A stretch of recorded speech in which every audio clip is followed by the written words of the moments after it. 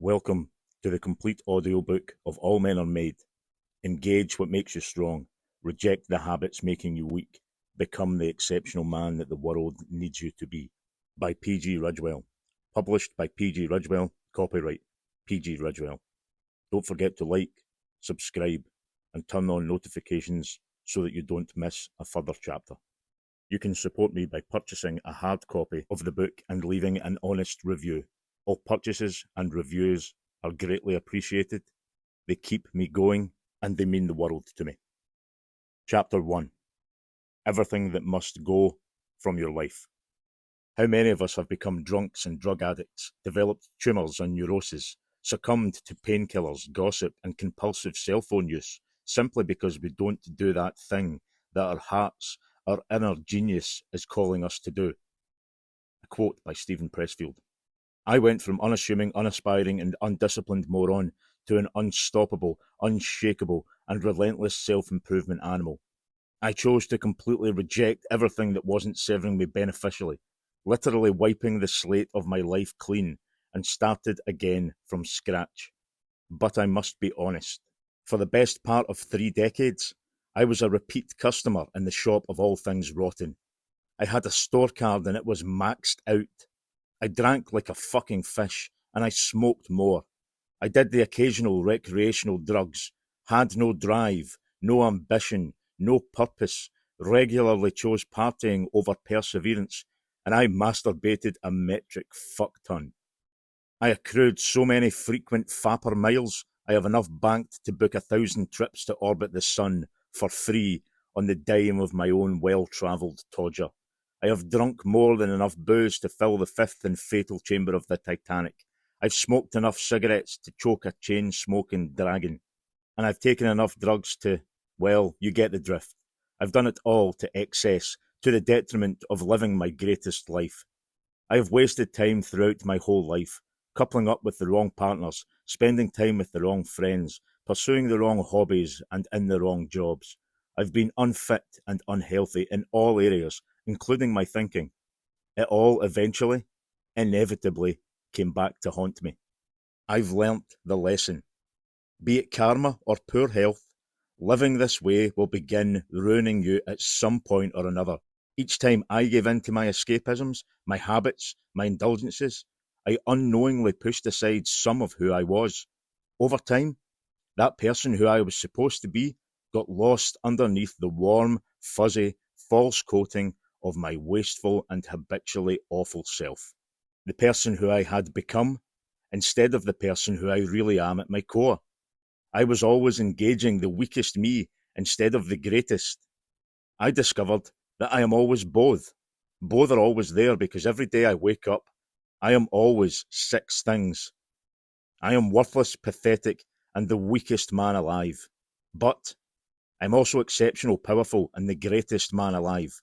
The only reason my days go well is the 3 that I choose to feed. They are always there. My weakest self escapes his duties, hides, indulges all his habits, and gets nothing done. My greatest self gets his life's work done, has self-control, and engages all that brings strength, power, vitality, virility, and focus to his life. I have to consciously and consistently feed my greatest self and starve the weakest. That is my daily choice, and it is yours too. All are present in you. Feed the great and starve the weak. In order to change, I had to eventually wake up and give up every habit that was not serving my life beneficially. I eradicated them. I cleaned house and became as pure a version of me as I could ever imagine. Only once I was the purest version of me could I then move on to becoming better. It was the beginning of 2020. I had smacked hard against my rock bottom. At the age of 40, I had long been a failure. I'd failed at everything ever attempted, failed at achieving any sort of meaningful financial success, failed at education, failed at relationships, failed at everything important. I had also never been someone whom a woman deeply admired or respected. In the beginning, during the honeymoon period, there was always the initial attraction and passion. Once that period was over, and who I was at the time became visible, the malaise and reality would set in. I was an unattractive prospect. I offered little, had no drive, no success, no obvious leadership skills, zero work ethic, no purpose or masculine energy, and I wasn't a great lover. Knowing what I know now, who I am now, the things I do and delivering in the bedroom the way I deliver now, I know I was mediocre at best. I fell short of anything even remotely exceptional. Mediocre at best summed up my life perfectly. I was a shell of a man, unsensational, uninspiring, with no value, grit, willpower, or anything that would have made me what I consider to be high value today. I was a fucking mess. A desperate, sorry, pathetic excuse of a man, a useless and miserable cunt. I hadn't ever lived a single day of my life in accordance with who I once thought I would grow up to be. Whoever I was supposed to be, I wasn't him. I had grand plans. Once an optimistic prepubescent child and then teenager with my life fully ahead of me, believing that I was somehow destined for greatness and that my mind would set me apart from others, gaining worldwide recognition of me and my work. All an impossibility, given that until now, of course, I had never even tried to reach anything resembling my best. Not trying is the thing that will kill your dreams before they even begin. Do not reach the final years of your life knowing that you never tried. That will fucking destroy you. As a father and a husband, I never drove myself or my family forwards, certainly never leading them effectively the way I always knew I should. I knew I could, but I also could never get a hold of myself long enough to locate the drive to step up. The desire to take that next step up was always non-existent. 40 years old, bloated, overweight, alcohol dependent, heavy smoking, porn addicted, and likely quite life-threateningly ill under my meat casing. Not to mention erections so feeble they were like trying to force a slice of bacon through a letterbox, and an ejaculation so weak it resembled the trails of a dying slug dribbling slowly down a depressed pork sausage. Bad luck followed me wherever I went, I thought. I was unable to catch a break, although I wasn't an entire failure. I was a good father, a decent, if not dominant or decisive man. I tried to be available, present, and consistent for my kids, but that was never going to be enough for me. I desperately wanted to be exceptional, but I lacked the commitment to do so. Bad luck didn't really follow me, nor was it bad luck that I couldn't catch a break.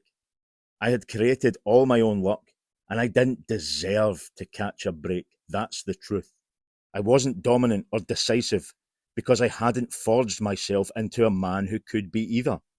And I lacked the commitment to become exceptional because I didn't have the belief that I could be.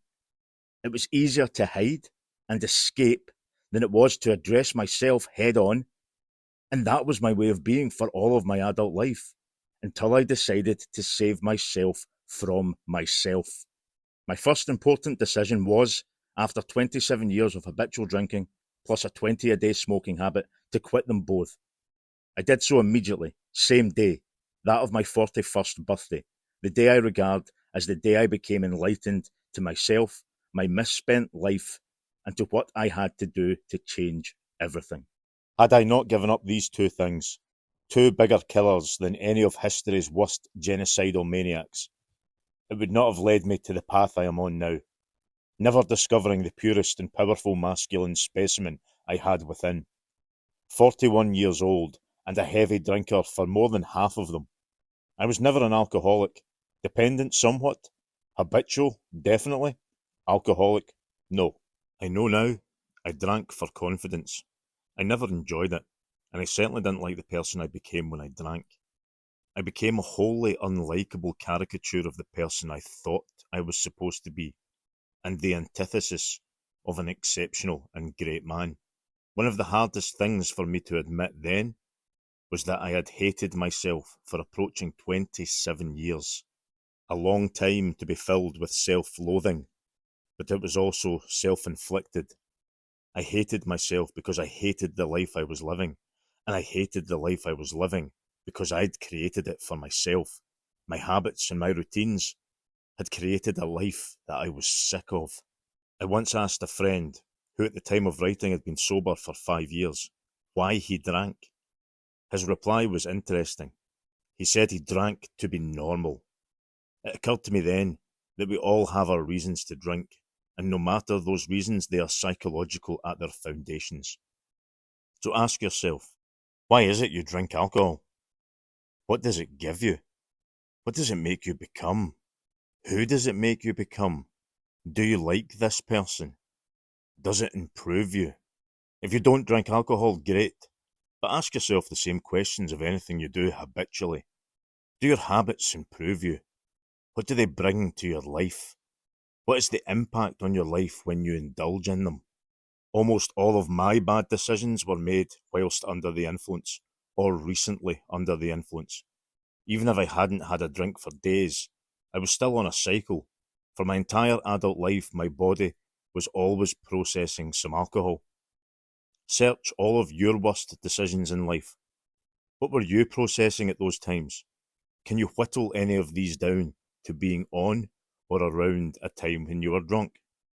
Again, if you don't drink, what other habits do you have that contributed to bad decisions in life? Why is it you engage in them? What do they bring to your life? I can almost guarantee the answer is that they do not bring anything exceptional, nor do they make you a better man. The morning of February 9th, 2020 was the day I began my process of quitting everything. It was a Sunday. I woke up on a two-seater couch that was barely big enough for me to lie on with my legs straight out. The television beside me was on, the screen blank and flickering like a horror movie. Lying next to me on the table was an empty bottle of whiskey, one solitary cigarette left in a packet, a full ashtray, plus the remains of whatever takeout I'd ordered the night before. It had been mostly consumed. Whatever was left looked like a kebab. The curtains were drawn, and all the lights in the room were on. The smell of stale food, smoke, sweat, and liquor permeated the room like a toxic stench of depression. The cold sweats that I had had through the night had rendered my clothes wet and odorous. Mixed with the smell of the room, I can't imagine anyone walking in and commenting favourably on the luxurious scent arising from my chosen deathly hangover spot. I looked like shit.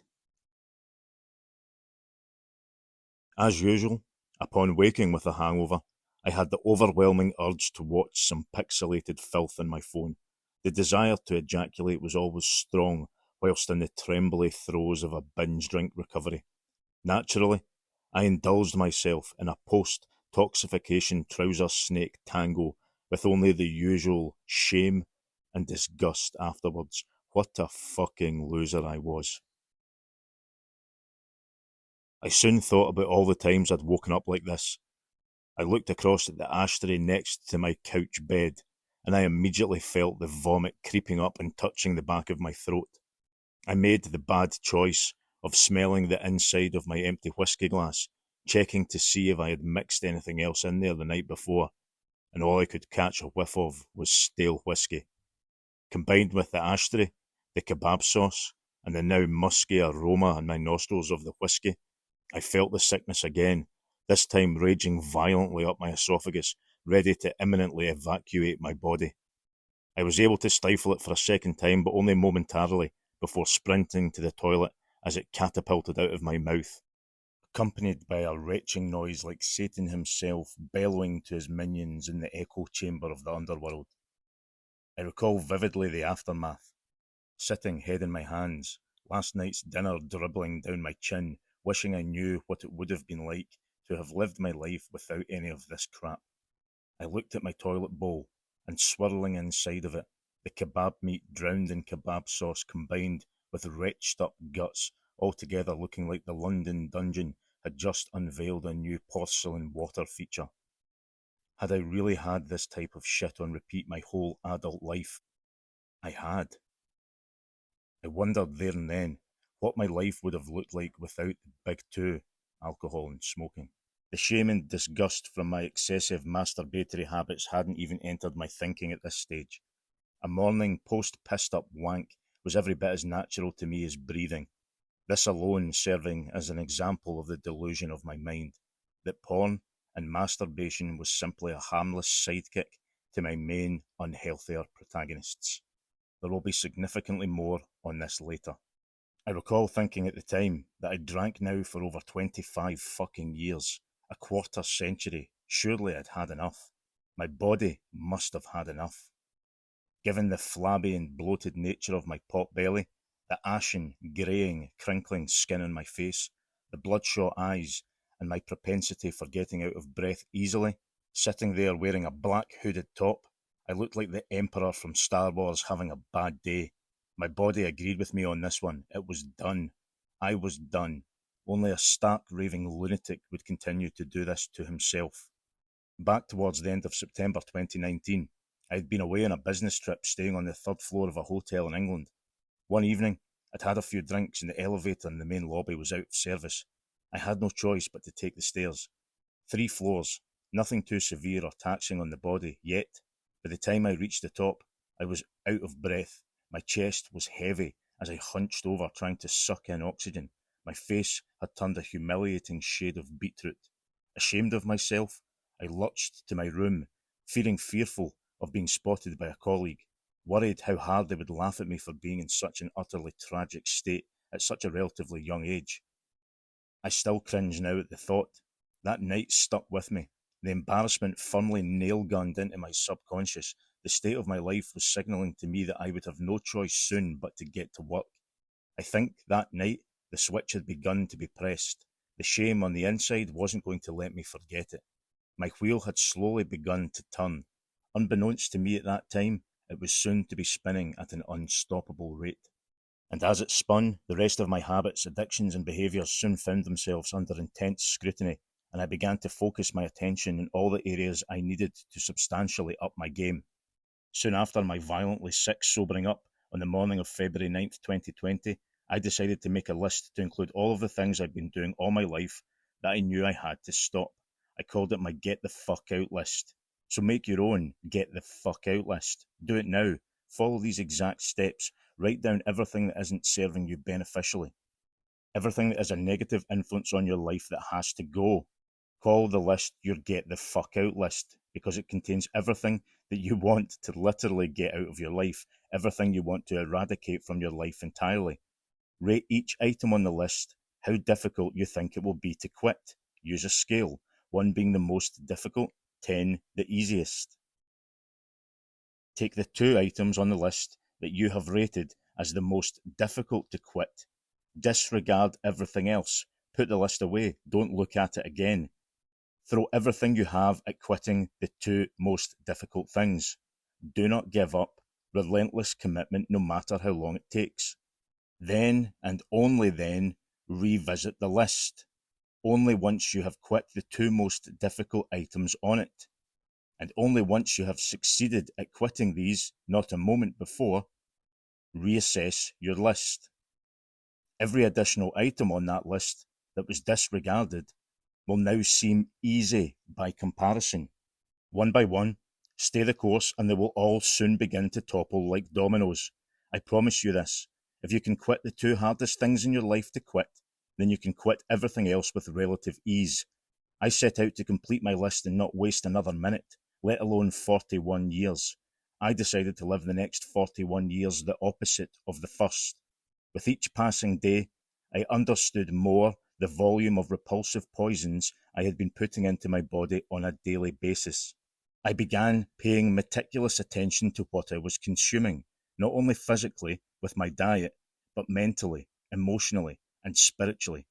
Everything from my diet to all media, literature, friendships, and relationships. The most basic and standard everyday conversations came under intense scrutiny.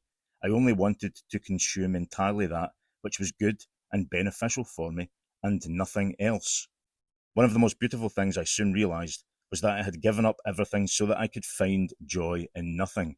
I understood it the most whilst halfway up a mountain, realising I was walking along, casually looking at the rocks underfoot, listening to the delightfully crunchy ASMR it was giving me. Joy. Pure joy, which I have inside so much now in every aspect of my life. I get such ridiculous ripples of it from the occasional sweet treat, such as sour jelly beans, and even a full fruit bowl will often look like the most beautiful thing in the world to me. Things like this I would never have thought would bring me such happiness. I know now I needed to quit everything to get to this place. The place of truly finding joy in all the little things can be achieved, but only once you have conquered all of the habits that are constantly making you weak. Living this life that I have chosen helps me to enjoy all the simple things that much more. Choosing to do the same will bring that same joy in your direction, but you must choose it, and choose the same level of complete freedom from the mental prison of personal failure. Without nourishing your mind properly, it will starve in solitary confinement, with only the emptiness you have inside for company. The emptiness that is born from not achieving what you are here on earth to do. That emptiness that you carry inside with you, that's the space where your life's work goes, and you need to fill it with what you know you should be doing. You must quit everything so that you can find joy in nothing. I cried in my car for what felt like a full 30 minutes yesterday. None of those tears were from any sense of sadness, regret, failure, or despair. All were because I was finally free and at peace with myself in a world where everything is in chaos. And that is priceless. My happiness outpoured, triggered by a song on the radio that perfectly captured my own journey. I was awesome, and the tears flowed with such ferocity because I knew how hard I had worked to get to this place. These were tears I was proud to be crying. No shame whatsoever. They were the culmination of all the hours spent convincing myself that I was someone worthwhile, and then doing the work to be someone worthwhile. All the belief, all the discipline I had trained myself to have, all the weakness I had replaced with power and strength, all of the things that made me average that I had replaced with everything that made me great, all of the doubt and the fear that I had replaced with confidence. I was crying because I knew I was now who I imagined I could be. I was finally him, and I was fucking proud to be him. None of the happiest moments in my life have ever involved a television. I stopped spending hours playing games on my consoles. I gave my games console and television away. I gave no more time to scrolling social media, replacing each thing with something different, better, and more beneficial. I began reading anything I found to be helpful with regards to my mental health, growth, and continually strengthening myself as a man. Studying and practicing breathing exercises became part of my norm. I discovered mindfulness techniques. Buddhism in general lit up my senses to a world of intense self-knowledge and an ever-deepening internal calm. These were all new habits replacing the old ones. I started lifting weights, cycled almost every day. It wasn't long before I was running and hiking mountains. I was changing everything, every day, in every way, for the better. I was doing that which was right and good for me, and I found myself. The old me was dead. The person I thought I was for over 40 years was extinguished. He expired, ran his course. All that remained was who I am now, and who I was destined to be.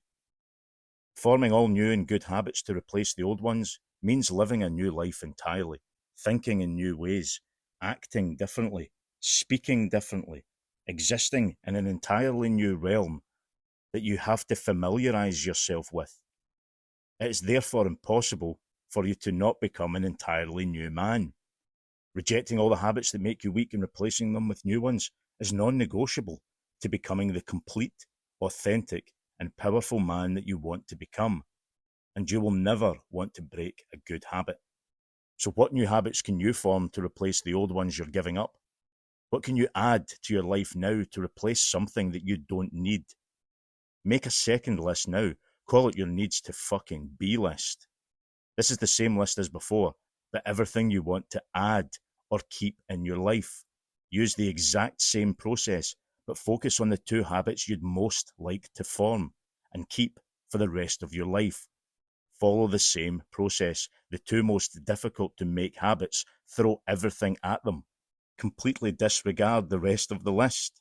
And only once the two most difficult have become habits, habits that you'll never break, revisit the list. The rest will seem easy by comparison. With enough desire, you can overhaul an entire way of being. You can change into something far greater and live a more meaningful life, becoming who you were always meant to be. And this is achieved by doing what is necessary.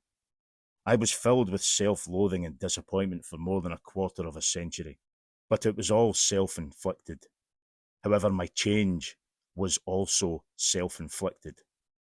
I achieved more in the subsequent years than I did in the full 27 years that preceded them, and all since setting my course as a sober, clean, relentless, disciplined, and exceptional man. If you do the same, you will be happier in every way imaginable, but so too will the people in your life who are close to you. It benefits not only yourself, being who you are going to become, but it benefits everyone who has access to you. You drive others to being better. You demand a level of excellence in your life of those whom you choose to share it with. And those who you're close to have no choice but to want to follow your leadership, embrace it, and get on board this new ship of which you are unquestionably the captain. Level up now in every way and take as many people as possible with you. Realize the impact you have on so many of the lives around you. And change